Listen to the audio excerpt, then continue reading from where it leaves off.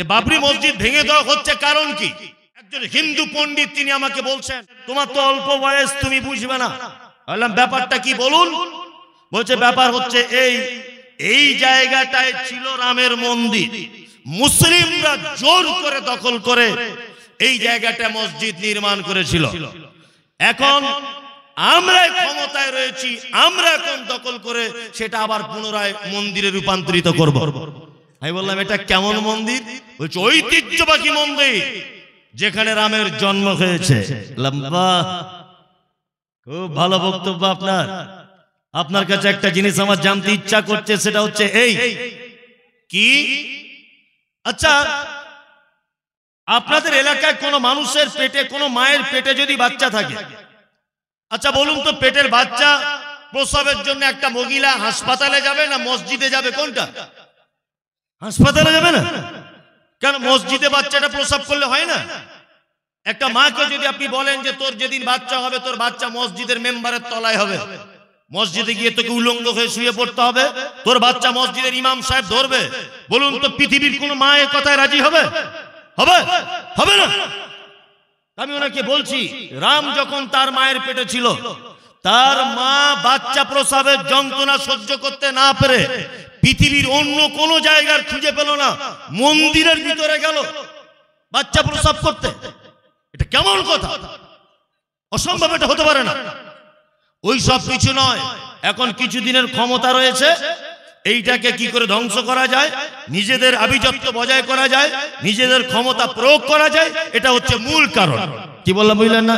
এইটা হয়ে গেল। তারপরে এখন রিসেন্ট আপনারা জানেন যে সারা ভারতবর্ষের দ্বিতীয় বৃহত্তম ইনকামের সোর্স হচ্ছে মুসলিমদের ওয়াকফ বোর্ড, যা সারা ভারতবর্ষে তোলপাড় চলছে। এখন সারা ভারতবর্ষের মূল ইনকামের সোর্স হচ্ছে রেল, রেলের পরে পরে হচ্ছে কি ওয়াকফ বোর্ড, মুসলিমদের সম্পত্তি, যে সম্পত্তির বর্তমান মূল্য 1.2 লক্ষ কোটি টাকা, যেটা ক্যালকুলেটর ফেল করে দিবে, এত কোটি টাকার হিসাব আনা সম্ভব নয়।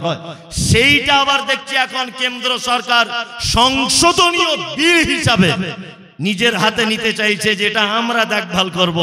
আমার বাপের সম্পত্তি 14 পুরুষ আমার বাপেরা দান করে গেছে, আমার সম্পত্তি তুমি কেন দায়িত্ব নিতে যাবে? তুমি কেন দায়িত্ব নিতে যাবে? তুমি কে? তুমি দায়িত্ব নেবার কে? আমার সম্পত্তি রক্ষা করবে আমি, আমার সম্পত্তি রক্ষা করবে আমার বাপ, আমার সম্পত্তি রক্ষা করবে আমার বেটা, আমার সম্পত্তি রক্ষা করবে আমার বেটি, আমার সম্পত্তি রক্ষা করবে আমার আত্মীয় স্বজন। সারা ভারতবর্ষে ওয়াকফের যত সম্পত্তি রয়েছে, মুসলিমদের নিজস্ব দান করা বাপের পৈতৃক সম্পত্তি তারা দান করেছে আল্লাহর রাস্তে, যাতে আগামী দিনে অদূর ভবিষ্যতে মুসলিম পিছিয়ে পড়া অসহায় দুস্থ ছেলে মেয়েরা কলেজে পড়ে ভালো ডাক্তার হতে পারে, ভালো মাস্টার হতে পারে, ভালো ইঞ্জিনিয়ার হতে পারে, ডক্টরেট করতে পারে, তারা বৈজ্ঞানিক হতে পারে। এই সমস্ত উদ্দেশ্য নিয়ে মুসলিম মনীষীরা, ধনী মানুষেরা, তারা সেই সমস্ত জায়গা দান করেছিলেন। তার মধ্যে দানবীর ছিলেন হুগলি জেলার একজন বিখ্যাত লোক, ওনার নাম হচ্ছে হাজী মোহাম্মদ মহসিন, যাকে বলা হয় দানবীর। 1.2 লক্ষ কোটি টাকার সম্পত্তি মুসলিমদের, সেইটা এখন কেন্দ্র সরকার লেগেছে নিজের হাতে নিয়ে নেওয়ার জন্য। এটা আপনি ভাববেন যে আমরা অত সহজে ওয়াকফের সম্পত্তি আপনার মতো নোংরা লোকের হাতে হস্তান্তর করতে চাই না, কখনোই না। আরে আপনি তো ছোটখাটো নেতা, এর আগে ফেরাউনের সঙ্গে আমাদের লড়াই হয়েছে, নমরুদের সঙ্গে হয়েছে, এর আগে সারা পৃথিবীর ইতিহাসে চরম শত্রুদের সঙ্গে আমরা যুদ্ধ করে আজ 2024 পর্যন্ত পৌঁছেছি। অত সহজ ভেবে নিও না। ফেরাউনের মতো নেতাকে আমরা জব্দ করে দিয়েছি পানিতে ডুবিয়ে, নমরুদের মতো বিশ্বাসঘাতককে আগুনে পুড়িয়ে ছাই করে দিয়েছি। আমরা সেই জাতি, অত সহজ ভেবে নিও না, ক্ষমতার অপব্যবহার করিও না। মানুষ ভালোবেসে তোমাকে ক্ষমতা দিয়েছে, অপব্যবহার করিও না। আল্লাহ সুবহানাহু ওয়া তাআলার ক্ষমতা এত চরম পর্যায়ের ক্ষমতা, আল্লাহ তাআলা বলছেন বিয়াদিহিল মুলক, সারা পৃথিবীতে যত ক্ষমতা রয়েছে, যত ক্ষমতার উৎস রয়েছে, লাঠি পাটি কমরেড নেতা যত যা কিছু আছে, এদের ক্ষমতা থাকতে পারে 2-4 দিন 5 বছরের জন্য, কিন্তু আমি আল্লাহ সুবহানাহু ওয়া তাআলা আমার ক্ষমতা চিরঞ্জীব, কিয়ামত পর্যন্ত তার তার উপরে পর্যন্ত আমার ক্ষমতা একভাবে থাকবে, আমার ক্ষমতা ছিনিয়ে নেবার কারো অধিকার আছে? ক্ষমতার যদি অপব্যবহার করো, অন্তত পক্ষে বাংলাদেশকে নিয়ে তো শিক্ষাটা নিবে। রাতের বেলা পালাতে রাস্তা পেল না। ক্ষমতার যদি অপব্যবহার করো, রাতের বেলা পালিয়ে যেতে হবে, রাস্তা খুঁজে পাবে না। ওই জন্য ক্ষমতার অপব্যবহার করবেন না। ক্ষমতার মালিক কে? কে? আল্লাহ সুবহানাহু ওয়া তাআলা। কি বললাম বুঝলেন? নাম দিয়েছে সংখ্যালঘু, নাম দিয়েছে কি? সংখ্যালঘু। মুসলিম ছাড়া আর কাউকে সংখ্যালঘু বলে ডাকা হয়? হয় জানেন? জানেন না? ভারতবর্ষের প্রথম রয়েছে হিন্দু ভাইরা, ভাই বলে সম্বোধন করছি। দ্বিতীয় পর্যায়ে কারা? কারা? আমরা, তাই তো? আমাদের নিচেতেও তো অন্যান্য কাস্ট আছে, আছে না নেই? আছে। তাদেরকে সংখ্যালঘু বলা হয় না কেন? আমাদেরকে কেন শুধু সংখ্যালঘু বলা হচ্ছে? কারণ কি? কারণ আমাদের সংখ্যালঘু বলে আর অন্যগুলোকে নিজের দলে নিয়ে বলছে আমরা সবাই এক, আর মুসলিম তোমরা হলে সংখ্যালঘু। সারা পৃথিবীর মানচিত্রের একটা ইতিহাস আপনার কাছে তুলে ধরছি, সেটা হচ্ছে এই। আচ্ছা বলুন তো দেখি, আমরা যদি সংখ্যালঘু হই, আমরা যদি দলে কম হই, তাহলে এই কথাটা কেমন করে চলে? কি? আমি মমতাজুল ইসলাম, আমি আর আমার ড্রাইভার একটা গাড়িতে থাকি, দুজন, ভালো করে বুঝবেন, দুইজনে মিলে যাচ্ছি। 5 জন ছেলে রাস্তা আটকেছে, আটকে আমারও মাথা ফাটিয়ে দিয়েছে, আমার ড্রাইভারেরও দিয়েছে। সকালবেলা তারা 5 জন গল্প করছে, আরে মমতাজুলকে কেউ মারতে পারেনি, আমরা 5 জন ঘুরিয়ে দিয়ে এসেছি। ভালো করে বুঝবেন। আচ্ছা বলুন তো, এরা বীরের বাচ্চা না, এরা কাপুরুষ? 5 জন কাপুরুষ, কাপুরুষ। ওরা যেমন 5 জন ছিল, আমি যদি 5 জন থাকতাম, আর ও যদি বলতো মমতাজুলের মাথা ফাটিয়ে দিয়েছি, তাহলে ও বীর পুরুষ। কি বললাম বুঝলেন না? তাহলে কি? বীর পুরুষ। আমাদেরকে যারা বলছে সংখ্যালঘু, তারপরে যারা বাবরি মসজিদ ভেঙে দিয়ে হাততালি দিচ্ছে, আমি তাদেরকে বীর পুরুষ বলতে পারি না, তারা কাপুরুষের নাই। কারণ আমরা তো সংখ্যালঘু, আমাদের কাছ থেকে কোনো সম্পত্তি ছিনে নিতেই পারে, এটা অসম্ভবের কিছু নয় তো। কারণ আমাদের তো নামই দেওয়া হয়েছে সংখ্যালঘু। আমরা ক্ষমতার অপব্যবহার করবেন না, বিনীত অনুরোধ করে বলছি। ক্ষমতার অপব্যবহার করলে উপর থেকে ফয়সালা হবে ইনশাআল্লাহ। তাহলে সমস্ত ক্ষমতার মালিক কে? আল্লাহ সুবহানাহু ওয়া তাআলা, তাই তো? এবার আল্লাহ তাআলা বলছেন ওহুয়া আলা কুল, সমস্ত কিছুর মালিক কে? বাদশা কে? আল্লাহ। এবার আল্লাহ তাআলা বলছেন ওহুয়া আলা কুল্লি শাইইন কাদির। সমস্ত কিছু, যা কিছু আছে পৃথিবীতে, সমস্ত ব্যাপারে কুদরত, সমস্ত ব্যাপারে দয়া, সমস্ত ব্যাপারের ক্ষমতা কার? আল্লাহ। রুজির মালিক কে? আল্লাহ। বিশ্বাস আছে? আছে? তবুও তো দোকানের মালিক দোকানের পিছনে বড় তাবিজ টাঙিয়ে রেখে দিয়েছে, দেখেনি? ঠিক আছে, বলছে শালা ড্রাইভারটা ভালো বলে বেঁচে গেলাম আজকে। বলছে ড্রাইভার ভালো কি? তোমাকে এটা বলা উচিত ছিল, বাঁচানোর মালিক কে? আল্লাহ, তাই না? আল্লাহ আমাদের সমস্ত ক্ষমতার মালিক আল্লাহ, এটা বিশ্বাস আছে? বিশ্বাস আছে, কিন্তু বাস্তবতায় নাই। রুজির মালিক কে? আল্লাহ। হায়াতের মালিক, মওতের মালিক আল্লাহ, তাই না? কিন্তু বাস্তবতায় নেই। রুজির মালিক আল্লাহ, অথচ 4 কেজি ওজনের তাবিজ ঝুলিয়ে রেখেছে দোকানে, যেটা শিরক। যেটা কি? শিরক, মারাত্মক বড় শিরক।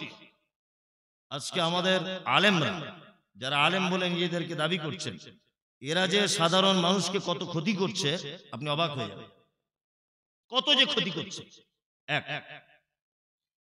আল্লাহ সুবহানাহু ওয়া তাআলা পবিত্র কোরআনে বলেছেন ওয়ানুনাজ্জিলু মিনাল কোরআনি মা হুয়া শিফা। আমি কোরআন অবতীর্ণ করেছি মানুষের, মোমেনদের আরোগ্যের জন্য। কিসের জন্য? আরোগ্যের জন্য, তাই তো? এবার একটা কথা বলি, মোমেনের থেকে আরোগ্য লাভ করবে কেমন করে? আপনার জ্বর হয়েছে, জ্বর, তাই তো? আপনি কোরআন তেলাওয়াত করবেন, ইনশাআল্লাহ ওই জ্বর তেলাওয়াতের বরকতে আল্লাহ আপনাকে ভালো করে দিবেন। কি বললাম বুঝলেন? আল্লাহ নবী সাল্লাল্লাহু আলাইহি ওয়াসাল্লামের হাদিস, যে তুমি যখন বাড়িতে শুয়ে থাকবে রাতের বেলা, তুমি যদি চাও যে তোমার বাড়ির সম্পদগুলো স্বয়ং আল্লাহ পাহারা দিক, তাহলে আয়াতুল কুরসি পড়ে তোমার হাতে ফুঁক দিয়ে সারা শরীরে তুমি বুলিয়ে নাও। এইটা যদি তুমি করো তাহলে তোমার বাড়ির সমস্ত মাল পাহারা দিবে কে? কে? কার জিম্মাতে থাকবে তোমার বাড়ির মাল? আল্লাহ। এখন আপনার বাড়ি একটা রিক্সা চুরি হয়ে গেছে, আপনি ইমাম সাহেবের কাছে গিয়ে বলছেন রিক্সা চুরি হয়ে গেল। ইমাম সাহেব তখন বলছে ঠিক আছে রিক্সা আর কোনোদিন চুরি হবে না, একটা তাবিজ লিখে দিচ্ছে আয়াতুল কুরসি, বাড়ির মেন গেটের সামনে টাঙিয়ে রাখবে। কি বললাম বুঝলেন? টাকা লাগবে কত না? 1200 টাকা। ইমাম সাহেব কত দিক দিয়ে আপনাকে ঠকিয়েছে দেখুন। এক, কোরআন তেলাওয়াত করলে প্রত্যেক অক্ষরে কটা নেকি? 10টা। আল্লাহু লা ইলাহা ইল্লা হুয়াল হাইয়ুল কাইয়ুম লা তাখুযুহু সিনাতুন ওয়া লা নাওম লাহু মা ফিস সামাওয়াতি ওয়া মা ফিল আরদ মান যাল্লাযী ইয়াশফাউ ইনদাহু ইল্লা বিইজনি। শেষ পর্যন্ত কতগুলো অক্ষর আছে? গুনাহ আমারও গুনাহ নেই, 200-300 হবে? বেশি হবে? 200-300 হবে। আরে 100ই ধরুন, 100 যদি হয় নাকি কতটা হলো? তাহলে ইমাম সাহেব 1000 নেকি থেকে বঞ্চিত করল, কারণ আল্লাহ নবী সাল্লাল্লাহু আলাইহি ওয়াসাল্লাম আয়াতুল কুরসি পড়তে বলেছেন আর গায়ে ফুঁক দিতে বলেছেন, তাই তো? তাহলে ইমাম সাহেব পড়া থেকে আপনাকে বঞ্চিত করল। এক। দুই নম্বর হচ্ছে ইমাম সাহেব এটা জ্ঞান নাই। ডাক্তার বলেছে আপেল খেলে শরীরে রক্ত হয়, শরীরে প্রোটিন হয়। এখন কেউ যদি আপেল বগলে বেঁধে ঘোরে, কাজ হবে? হবে না? হবে না? দাঁতের যন্ত্রণা হলে একটা ছেলেকে দেখতে গাছ বেঁধেছে হাতে, তা হাতে গাছ বেঁধে দাঁতের যন্ত্রণা ভালো হবে কি করে? মিথ্যা কথা। যন্ত্রণা হচ্ছে হাতে, দাঁতে, আর গাছ বেঁধেছে কোথায়? হাতে। এইখানে কেটে গেছে আর মলম এইখানে লাগাম তো দেখি কেমন এটা সারে? সারবে? এসব কুসংস্কার সমাজে চলছে, চলছে না? সব শিরক। সব কি? শিরক।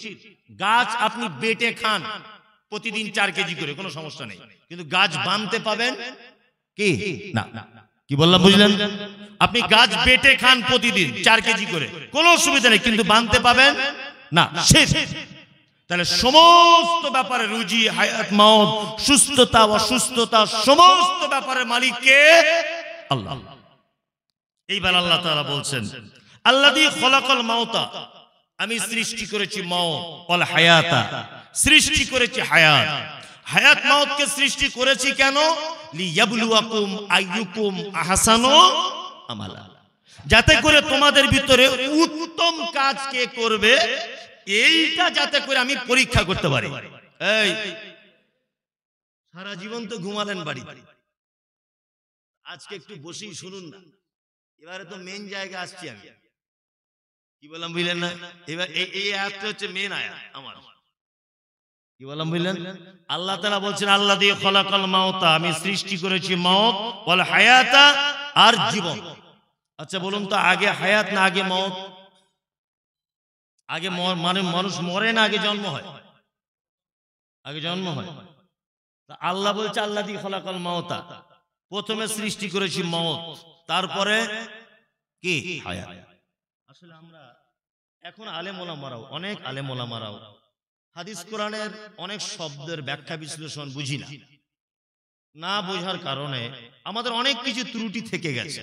আপনাদের তো যা ত্রুটি আছে আছে, আমাদের আলেমদেরও আছে। তার মধ্যে দুটো একটা ত্রুটির কথা আমি আপনাকে বলি। আচ্ছা বলুন, আবরাহা বাদশা কাবা ঘর ধ্বংস করতে এসেছিল, তাই তো?